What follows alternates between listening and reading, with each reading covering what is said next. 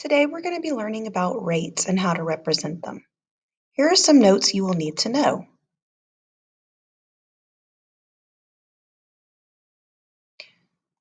Ratios where the denominator is 1. That's what we're finding. Unit rates are ratios where the denominator is 1. We're finding how much per 1 unit. How it works? Division. And you write it as the ratio as something per 1 of something. So you would divide the first number by the second number and check if it makes sense. Things to remember. Money always goes on top, the numerator. Distance, feet, miles, always goes on top as well. And time goes on the bottom. So we're going to work some problems. So here it says a box of 100 hexagonal floor tiles covers 16 square feet of floor. How much area does a single tile cover? So we want to know feet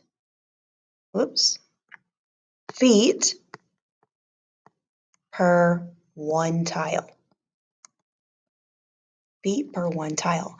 And the way we do that, once again, is we divide. 100 divided by 16.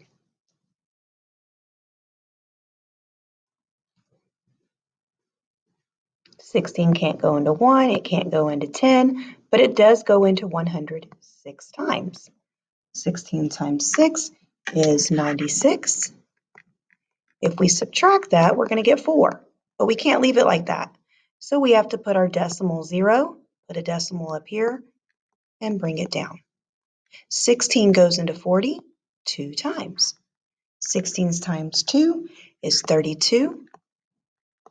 With 8 left over, can't leave it like that. Put another 0, bring it down. 16 goes into 80 5 times, and we get 80, and we got 0 left over. So how much area does one tile cover? 6.25 feet. So that's all you're doing. You're just dividing. All right, let's go to the next one.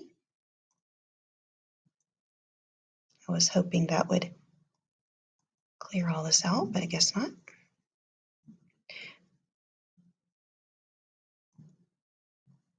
A crew can pave 850 feet of road in an 8-hour day.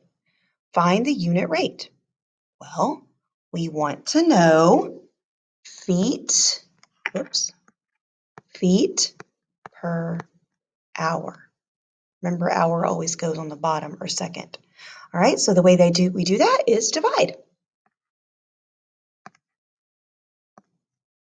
850 divided by 8. 8 goes into 8 one time. Bring down your 5. It can't go into 5, right? So we put a 0. Bring down your 0. 8 can go into 50, 4, 5, 6 times. With 2 left over, got to put that 0, decimal 0, bring up the decimal. How many times can 8 go into 20? 2 times. I'm running out of room, so I'm going to just do that 20 minus 16 because 8 times 2 is 16. I get 4, but that's not going to work, so I need another 0. Bring it down. I'm going to put it over here because I ran out of room. 8 goes into 40. 5 times. 8 times 5 is 40. And that equals 0. Not sure why my phone just went off. All right, so the answer is 106 and 25. So let's see if that makes sense. They're paving 800 feet of road in an 8-hour day. They want to know how many feet per 1 hour. So they can do 106 and 25 hundredths of feet per hour. Yes, that makes sense. If the number was bigger than 850, that wouldn't make sense. Kara drove 40 miles in 50 minutes.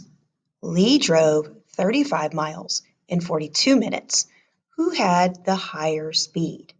All right, so for this one, we want to know miles per minute. Again, time goes second, distance goes first for Kara and Lee. So we're going to be doing two different problems. All right, so let's see. Kara drove 40 miles in 50 minutes. And we want to know who had the higher speed. So to find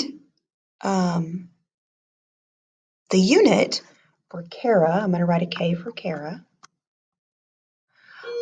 It's miles per minute. So we're dividing the miles per the minute, even though it looks kind of wrong, but that's when we have to add our decimals. So we can't do 40 divided by 50, right? So we have to put decimal 0, okay? So 50 will not go into 40, okay? 0, 0, but it will go into 400. So I know that 5 times 8 is 40, so probably 50 times 8 is 400.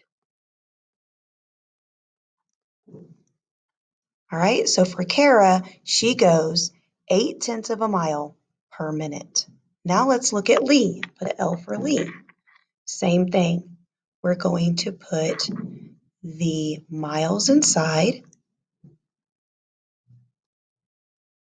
and the minutes on the outside. Right? We can't do that. That's too small. We've got to put our decimals 0. So we know it can't go into 35, but it can go into 350. Okay, so that is also 8. And then we've got to figure out what is 42 times 8. So we'd go to the side if we needed to.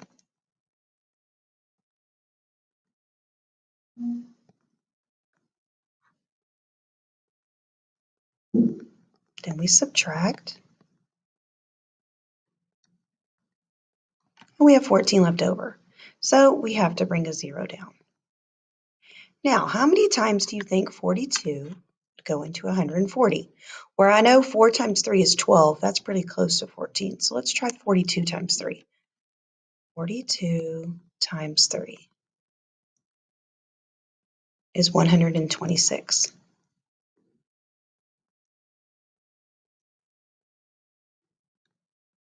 Okay, I got 14 again.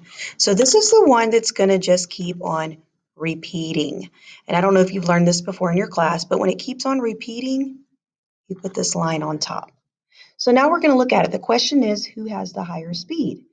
Now, some of you might be thinking, oh, Lee does. Well, when we're talking about speed and who has the higher speed, or like say someone is running, you want the person that has the smallest number. That's the person who's going to win the race, or that's the one that's going fastest.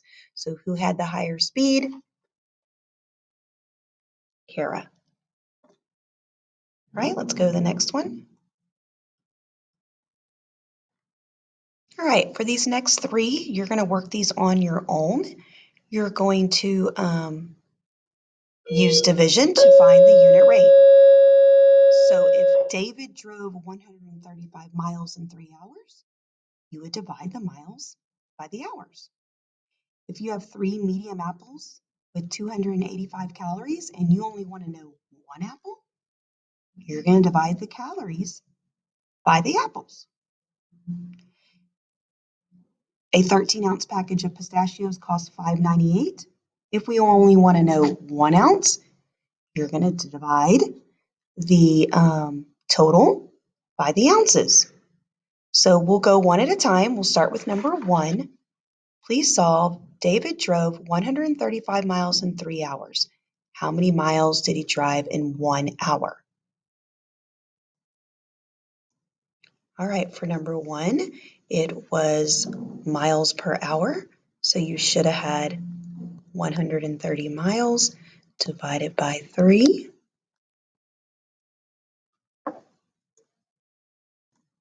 And I'm not going to work the whole problem out, but you should have got 45. Now let's see what that means. Does it make sense that he drove 45 miles in 1 hour? Yes, that makes sense. It wouldn't make sense if we got a number bigger than 135. All right, number 2, take some time to find out. 3 medium apples have about 285 calories. So we want to know how many calories are in just one apple. So apples per calorie. All right, you should have done 285 divided by 3 to find out one apple, which is 95 calories. Does that make sense? Can one apple have 95 calories? Yes. As long as the number is not bigger than 285, we know we've got our unit rate correct, and if we divide it correctly. Number 3 now. A 13-ounce package of pistachios costs $5.98. We want to know the unit rate. That means for 1 ounce of pistachios. All right, I'm going to let you divide. All right, you should have done $5.98 divided by 13. This is to get just 1 ounce.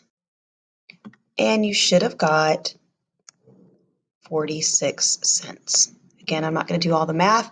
Just see if you got that correct. If you got it incorrect, then maybe you did the math incorrect. If you got a number that was bigger than $5.98, that would not make sense because 13 ounces cost $5.98. 1 ounce is definitely going to cost less than $5.98.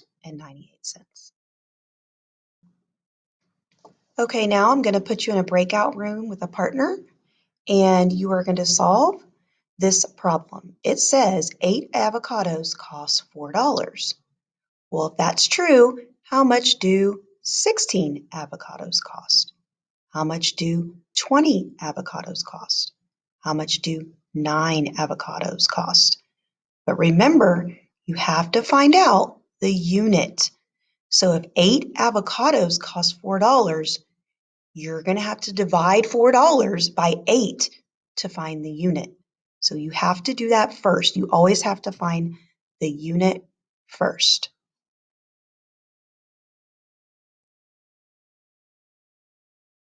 All right, now you will do the cool down for representing rates in the Google Classroom.